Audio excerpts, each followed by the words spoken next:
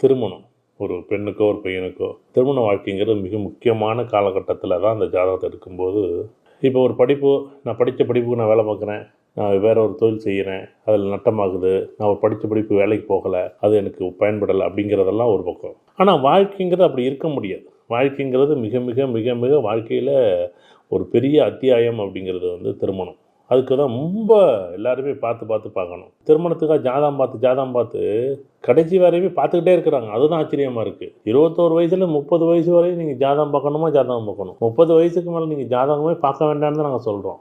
என்னன்னா, இவங்க 35 வயசு, 40 வயசு, 42 வயசு, 50 வயசெல்லாம் ஜாதகம் பார்த்துக்கிட்டு, சார் இதுக்கு பொருத்தம் இருக்கு சார், இதுக்கு பொருத்தம் இல்ல சார். இந்த பொருத்தம் என்பது இந்த 21லேருந்து 30 வரைக்கும் ஒரு இளமை பருவத்தில இருக்கக்கூடிய ஒரு அவசரப்பட்டு, கோவப்பட்டு இல்லன்னா ஒரு விஷயத்த முடிவெடுக்கும்போது அவசரப்பட்டுருவாங்க. இல்லன்னா கோவப்பட்டுருவாங்க. அதுக்காக தான் பொருத்தங்கள கொஞ்சம் ஒரு கோவப்பட்டு